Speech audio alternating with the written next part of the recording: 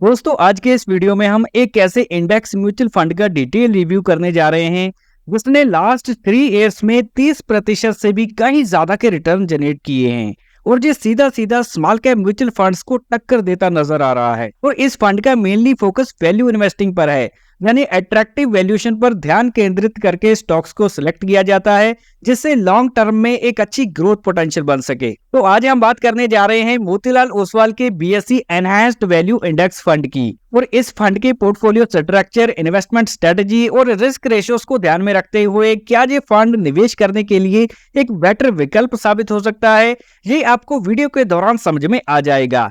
तो स्टार्ट से लेकर एंड तक मेरे साथ जुड़े रहें ताकि कोई भी इंपॉर्टेंट पॉइंट एज ए निवेशक आपसे छूट ना जाए।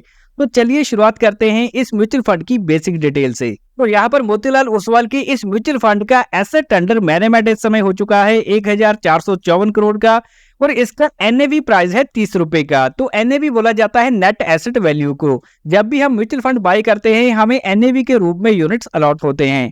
और यहाँ पर ट्रैक रिकॉर्ड की बात करें तो जी 29 जुलाई 2022 को लॉन्च हुआ, यानी 3.5 साल का समय हो चुका है। और इसकी एक्सपेंस रेशियो है 0.36% की और यहाँ पर 1% का एग्जिट लोड भी एप्लीकेबल है अगर 15 दिन के अंदर अंदर ही की गई इन्वेस्टमेंट को रिडीम किया जाता है। और 15 दिन के बाद रिडीम करने पर किसी भी प्रकार का एग्जिट लोड नहीं लगता।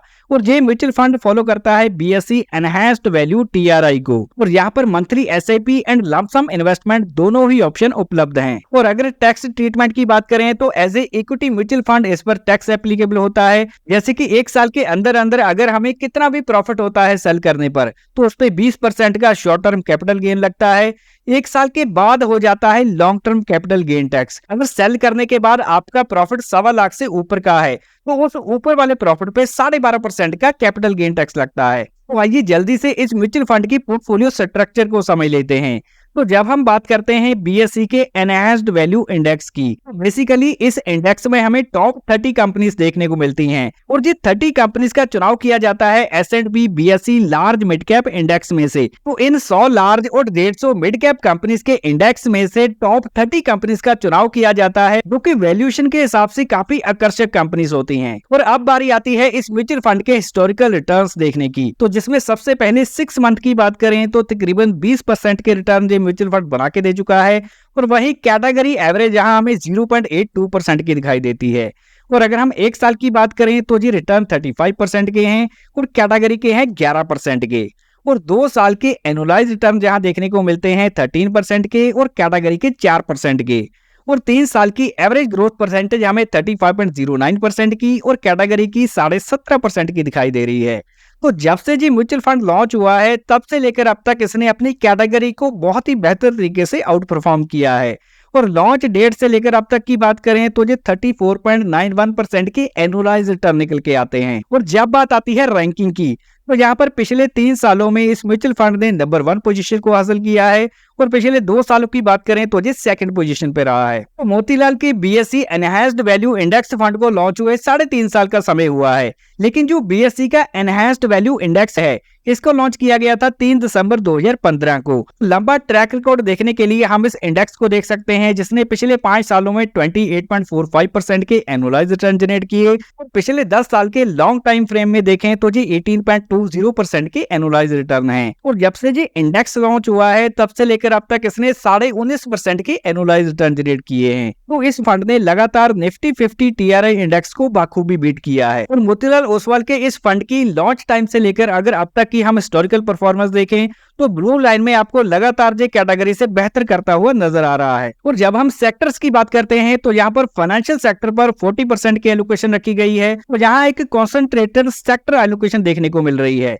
इसके बाद आती है एनर्जी जिसमें 37%, मेटल एंड माइनिंग में 16%, ऑटोमोबाइल 3.5% और इंश्योरेंस में भी 1.8% की एलोकेशन रखी गई है। ज्यादातर हमें majority of allocation financial, energy and metal and mining sector में देखने को मिल रही है। और मार्केट कैप वाइज देखा जाए तो लार्ज कैप कंपनीज में 69%, मिड कैप में 28% और साथ में स्मॉल कैप्स में भी थोड़ी सी एलोकेशन दिखाई देती है 2.15% की। और टॉप 10 होल्डिंग्स में सबसे पहला नंबर आता है स्टेट बैंक ऑफ इंडिया का 9.33%, 3%, उसके बाद है हिंदाल्को 9%, ओएनजीसी तीसरे नंबर पे है 8.25% की एलोकेशन में, और इंडियन ऑयल का 8%, भारत पेट्रोलियम 8% और 5.5% यहाँ हिंदुस्तान पेट्रोलियम का दिखाई दे रहा है। और यहाँ पर GAIL India 5.5%, bank of Baroda 4%, Canara bank 4% और नेशनल एल्यूमिनियम में भी 3.5% की एलोकेशन रखी गई है। और इस म्यूचुअल फंड की इंपॉर्टेंट रिस्क रेशियोज की बात करें तो यहाँ पर हमें स्टैंडर्ड डेविएशन 17.5% का दिखाई देता है, जो कि कैटेगरी एवरेज का 14.20 का है।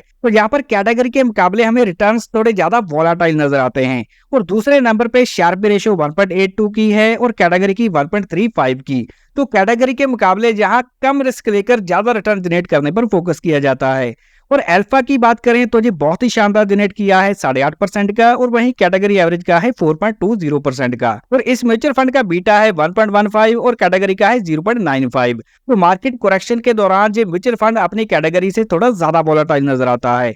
इसके बाद सॉर्टिनो रेशियो है 2.95 की और कैटेगरी की 2.10 की। तो अपनी कैटेगरी के मुकाबले इस म्यूचुअल फंड में डाउनसाइड रिस्क कम दिखाई देता है, जो कि एक अच्छा पॉजिटिव पॉइंट है। और ये mutual fund BSE enhanced value index को फॉलो करता है। तो यहाँ पर टॉप 30 स्टॉक्स हैं और इसमें टॉप 5 स्टॉक्स में एलोकेट है 43% और टॉप 10 में 65% और टॉप 20 में 92% की एलोकेशन है। और इसके बाद अगर आप टर्नओवर रेशियो की बात करोगे तो ये 65% की है। तो एक साल में 65% तक पोर्टफोलियो में चेंजेस कर दिए जाते हैं। तो यहाँ पर टर्नओवर रेशियो हमें ठीक ठाक दिखाई दे रही है। इसके बाद आती है प्राइस टू अर्निंग रेशियो, जो कि 8 की है, और इसको अगर हम इसके बेंचमार्क इंडेक्स से कंपेयर करें, इसकी है 9.48 की, और कैटेगरी एवरेज है जहां 25.5 की। तो कैटेगरी एवरेज के मुकाबले जहां प्राइस टू अर्निंग रेशियो काफी ज्यादा रीजनेबल है। तो इसका मतलब यह है कि फंड मैनेजर्स द्वारा जो इन्वेस्टमेंट स्ट्रेटेजी है, जिसको जी वैल्यू इन्वेस्टिंग बोलते हैं, इसको बहुत ही सख्ती से फॉलो किया जाता है। तो अगर स्टॉक हाई वैल्यूएशन पे चले जाएं, उनको सेल कर दिया जाता है, और जो लोअर वैल्यूएशन वाले हैं, अट्रैक्टिव वैल्यूएशन वाले हैं, उनको अंदर कर दिया जाता है। और साल में 2 बार यानी जून और दिसंबर में इस इंडेक्स को रीबैलेंस किया जाता है। और वहीं अगर हम निफ्टी 50 के एक साल के रिटर्न देखें तो ये 12.5% के हैं, और इस म्यूचुअल फंड ने 35% से भी ऊपर के बेहतरीन रिटर्न जनरेट किए हैं। तो दोस्तों, यहाँ तक हमने मोतीलाल ओसवाल के BSE enhanced value index fund को डिटेल में समझ लिया है। और अभी अगर हम इसकी 4 विशेषताओं की बात करें तो सबसे पहले नंबर पे आती है रूल बेस्ड इन्वेस्टमेंट, यानी कि इनका सीधा सीधा मैथमेटिकल बेस्ड एक फॉर्मूला है, जिसपे price to earning ratio, price to book value और प्राइस टू सेल्स रेशियो पर ध्यान केंद्रित करके स्टॉक सिलेक्शन करी जाती है। और दूसरे नंबर पे यहाँ हायर अल्फा जनरेट करने की पोटेंशियल बन जाती है, जो आप देख ही रहे हैं कि पिछले सालों में इसने निफ्टी 50 को बाखूबी बीट किया है। और तीसरे नंबर पे यहाँ लोअर एक्सपेंस हमें देखने को मिलते हैं, क्योंकि एक्टिव फंड्स के मुकाबले इसकी एक्सपेंस रेशियो बहुत ही कम है 0.36 की, लेकिन यहाँ जो रिटर्न जनरेट करने की पोटेंशियल है वो एक्टिव फंड के मुकाबले काफी बेहतर दिखाई देती है। और चौथा यहाँ इंपॉर्टेंट पॉइंट है डिसिप्लिन एग्जिट, यानी कि जब भी कोई स्टॉक हायर वैल्यूएशन पे जाए तो ये सेल कर देते हैं और लोअर वैल्यूएशन वाला अंदर कर लेते हैं। तो इस तरीके से समय समय पर प्रॉफिट बुकिंग भी कर ली जाती है। तो यहाँ पर अभी सवाल उठता है, क्या आपको ऐसे म्यूचुअल फंड में निवेश करने का विचार बनाना चाहिए या फिर इसे अवॉइड करना चाहिए? तो दोस्तों, अगर आपका रिस्क प्रोफाइल एग्रेसिव है और आपका इन्वेस्टमेंट होराइजन कम से कम 5 से 10 साल का है और इन्वेस्टमेंट गोल लॉन्ग टर्म में वेल्थ क्रिएशन का है, और इसी के साथ साथ एक बात मैं आपको बताना चाहूंगा कि ऐसे म्यूचुअल फंड में एलोकेशन को बहुत ही ध्यान में रखना है, क्योंकि यहाँ पर वैल्यू इन्वेस्टिंग के चलते हो सकता है 1-2 साल कोई भी रिटर्न ना मिले, लेकिन लॉन्ग टर्म में ऐसे फंड्स काफी बेहतर परफॉर्म करते हैं। तो यहाँ पर पूरे पोर्टफोलियो में 5 से लेकर 10% तक की एलोकेशन ऐसे म्यूचुअल फंड की रख के चला जा सकता है। तो इन सभी बातों को समझने के बाद आप ऐसे म्यूचुअल फंड में निवेश करने का विचार बना सकते हैं। और अभी हम डिस्क्लेमर देख लेते हैं। तो ये जो म्यूचुअल फंड इन्वेस्टमेंट है, ये बाजार जोखिम के अधीन होता है और इसमें मिलने वाले रिटर्न्स की कोई भी गारंटी नहीं होती, और कोई भी म्यूचुअल फंड की पास्ट परफॉर्मेंस ये इंडिकेट नहीं करती कि आने वाले सालों में भी उसी प्रकार के रिटर्न मिलेंगे। और हमारे द्वारा किसी भी इन्वेस्टमेंट स्कीम को प्रमोट नहीं किया जाता, क्योंकि हमने ये वीडियो बनाया है केवल एजुकेशन पर्पस के लिए। तो कोई भी इन्वेस्टमेंट करने से पहले अपने फाइनेंशियल एडवाइजर से कंसल्ट करें और इन्वेस्टमेंट से रिलेटेड सभी डॉक्यूमेंट्स को ध्यान से पढ़ें। और अगर ये वीडियो जानकारी से भरपूर लगा हो तो इसको लाइक जरूर करें, दोस्तों के साथ ज्यादा से ज्यादा शेयर करें। वीडियो पूरा देखने के लिए मैं रजवंत सिंह आपका धन्यवाद करता हूं। मिलते हैं अगले वैल्यूएबल वीडियो में।